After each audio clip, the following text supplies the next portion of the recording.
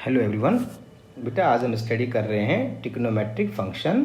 Class 11th का topic है। आपने 10th क्लास में ट्रिग्नोमेट्रिक फंक्शन पढ़ा होगा। ये 12th क्लास में इसके जो फॉर्मूले आएंगे आगे बताएंगे वो बहुत काम आएंगे, इसलिए इसके कॉन्सेप्ट को अच्छे से समझें क्योंकि ये 12th में भी बहुत काम आने वाला है बेटा। तो बेसिक चीज़ों से स्टार्ट करेंगे अपन। सबसे पहले करेंगे एंगल कि एंगल क्या होता है, what is the angle. An angle is made up of two rays with common point. जैसे अपने पास एक रे है, एक दूसरी रे अपने पास ये है, राइट, ये रे है। अब इससे एंगल कैसे बनेगा भाई, ये अपने पास एक रे है, ये होगी, इसके जो कॉमन पॉइंट को मीट कर देंगे इस तरह से, ये वाला, ये जो इसका इनिशियल पॉइंट होता है ना रे का, ये वाला जो पॉइंट, इन दोनों को ज्वाइन किया, ये बन गया। ये जो फिगर आपके पास बन गया, इस फिगर को क्या कहेंगे अपन, एंगल कहेंगे। ठीक है। उसके बाद सबसे इंपॉर्टेंट है साइन ऑफ एंगल, यानी कि एंगल का साइन, यानी कि यहाँ पे ध्यान रखेंगे बेटा पॉजिटिव एंगल भी होंगे और नेगेटिव एंगल भी होंगे। तो इसमें क्या ध्यान रखना है पॉजिटिव नेगेटिव में, जैसे ये अपने पास रे है और ये हमने सबसे पहले ड्रॉ किए यानी ओ ए, इट मीन्स ये इनिशियल रे है जो सबसे पहले ड्रॉ करते हैं। एंगल बनाते हैं जो पहले लाइन सेगमेंट खींचते हैं ना अपन, ऐसे ये आपका इनिशियल साइड है। अब इस इनिशियल साइड पर आपको एंगल बनाना है। आपने एंगल बनाया इसके ऊपर की तरफ इस तरह से, यानी कि आपने इधर डी रखा और इस तरह से एंगल बनाया। ये ध्यान रखें, ये डायरेक्शन देखो इसकी, ये डायरेक्शन गई यानी कि एंटी क्लॉकवाइज डायरेक्शन, तो ये पॉजिटिव एंगल बनता है बेटा। ठीक है। और आपने अगर ऐसा किया कि ये अपने पास इनिशियल लाइन है और आपने नीचे की तरफ इसके एंगल बनाया, इनिशियल से नीचे की तरफ ऐसे, ये ध्यान रखेंगे ये अपने पास इनिशियल साइड है और ये अपने पास दूसरी जो साइड है इसे कहते हैं टर्मिनल साइड, टर्मिनल साइड। तो आपने पहले बेसिकली पहले आपने ये लाइन रे ड्रॉ की और आपने नीचे की तरफ एंगल बनाया इस तरह से। डायरेक्शन आपकी क्या रही है, ये क्लॉकवाइज डायरेक्शन है। जब क्लॉकवाइज डायरेक्शन रहेगी तो आपका एंगल क्या बनेगा बेटा, नेगेटिव। तो डायरेक्शन पहचाननी है आपको कि इनिशियल से अपन एंटी क्लॉक जा रहे हैं, पॉजिटिव एंगल।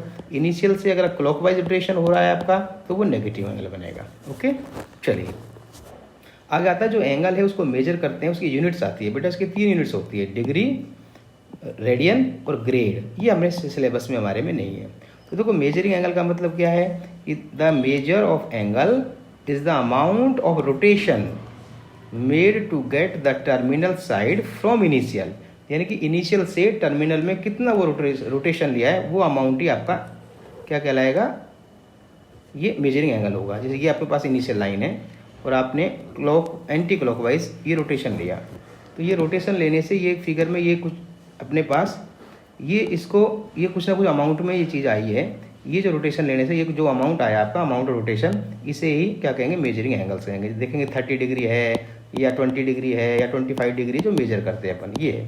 बट एंगल को मेजर करने के लिए आपने पढ़ा है 10th क्लास में, डिग्री पढ़ा है आपने, 10 डिग्री, 20 डिग्री, 30 डिग्री।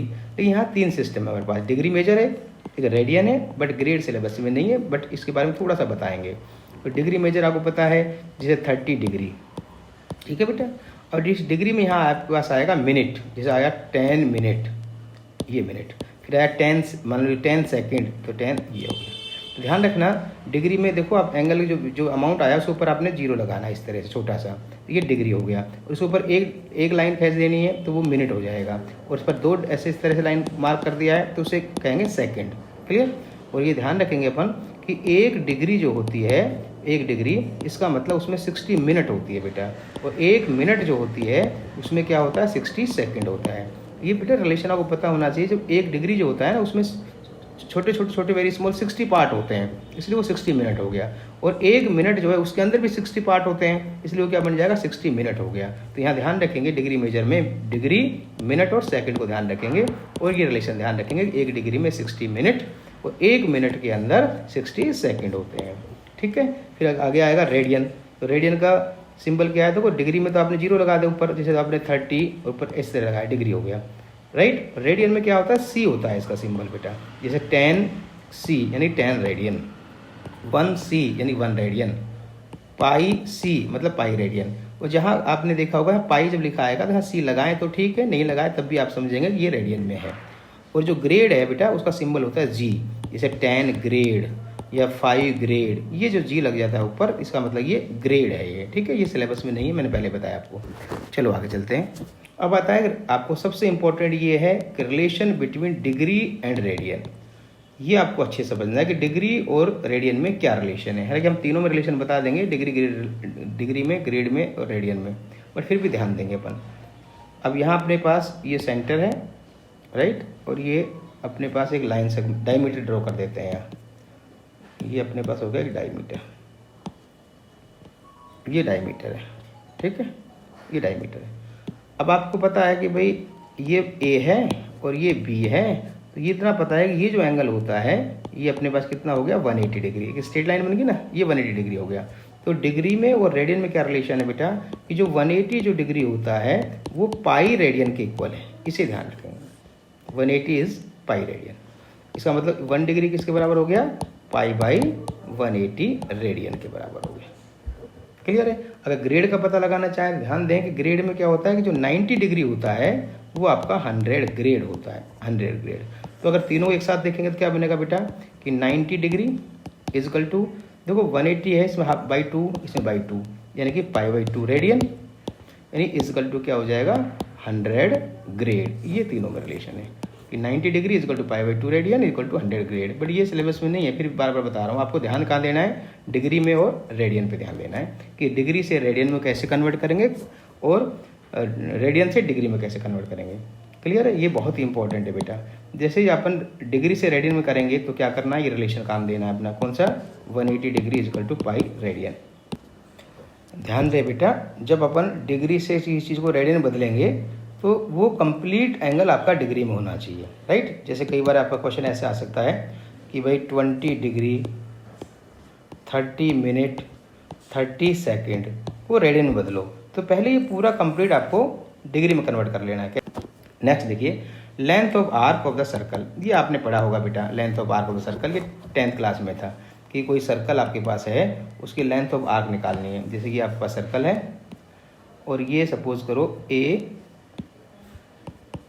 आर्क क्या होता है, piece of circle A B, ये इसकी आर्क है, तो इसकी लेंथ निकालना है। तो ये सेंटर होगा, यहाँ एंगल होगा इधर से, ये जो आपके पास आर्क है ये एंगल कितना बना रही है, एंगल यहाँ पे देखो सेंटर पे एंगल कितना है, सपोज करो थीटा डिग्री बना रही है, ध्यान रखना डिग्री में।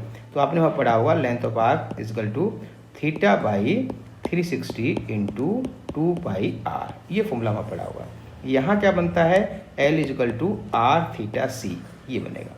अब ऐसा नहीं कि ऊपर वाला फॉर्मूला काम नहीं देगा, ऊपर वाला दे सकता है, लेकिन यहाँ थीटा डिग्री में है, यहाँ थीटा रेडियन में है। अगर थीटा रेडियन में दे रखा हो तो आप नीचे वाला फॉर्मूला लगाएंगे, L is equal to R theta C, और अगर डिग्री में है तो ऊपर वाला लगाएंगे। और अगर आप ऊपर वाले से करना चाहते हैं 10th वाले प्रोसेस से तो उससे भी कर सकते हो, बट जो आपके पास एंगल दे रखा है, अगर आपको एंगल रेडियन में दे रखा है तो उसको पहले डिग्री में कन्वर्ट कर लें, फिर वो फॉर्मूला अप्लाई कर लेंगे। क्लियर है। अब देखो इसको थोड़ा सा डिटेल देखो, इसका किस तरह से ये चीज़ें आई हैं।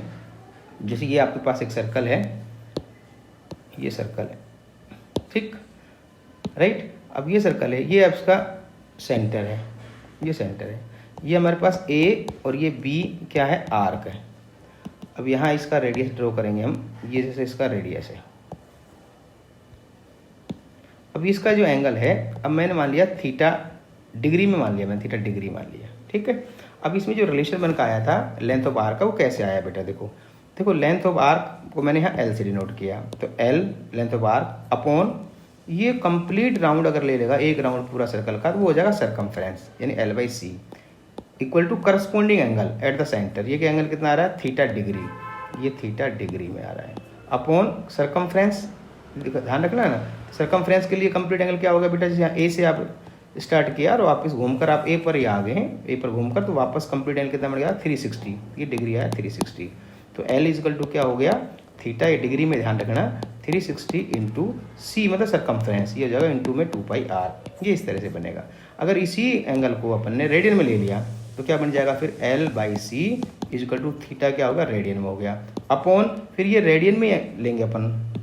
भाई जो सरकमफ्रेंस है, ये एंगल जो बना रही है, ये कंप्लीट एंगल ये बन रहा है 360 डिग्री, तो हमने बताया ना पाई इजकल टू क्या होता है 180 डिग्री, तो ये 360 का मतलब 2 से मल्टीप्लाई करेंगे इंटू 2, यानी कि 360 डिग्री का मतलब क्या हो गया 2 पाई, तो यहाँ अपन क्या लिखेंगे 2 पाई, तो ये हो जाएगा एल इजकल टू थीटा, यहाँ रेडियन में ध्यान रखना 2 पाई इंटू ये सरकमफ्रेंस को इधर मल्टीप्लाई करेंगे, और सरकमफ्रेंस की वैल्यू क्या होती है 2 पाई आर, 2 पाई से 2 पाई कैंसिल हो गया, तो एल इजकल टू क्या बन गया आर थीटा सी बन गया।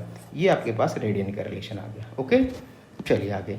अब आता है 1 रेडियन। देखो आपने पढ़ा रेडियन, तो ये क्या होती है रेडियन? रेडियन को जो मेजर करते हैं 1 रेडियन, इसका एक्चुअल मतलब क्या होता है? देखो अपने पास एक सर्कल है, इस सर्कल के अंदर ये रेडियस है, और अपने जितना ये रेडियस है ना बेटा, जितना आपके पास रेडियस है, ये ओ ए रेडियस है, बिल्कुल इतनी ही लेंथ का अगर हम आर्क ले लें यहाँ, सेम अगर ये आर है ये भी आर, इतनी लेंथ का आर रेडियस, जितना रेडियस दे रखा है उतनी ही लेंथ का एक आर्क अगर मेजर कर लिया आपने, और इसको आप सेंटर से ज्वाइन किया ये वाला, तो ये जो एंगल आपके पास बनेगा सेंटर पर, ये बनेगा 1 रेडियन। ये 1 रेडियन के इक्वल होगा।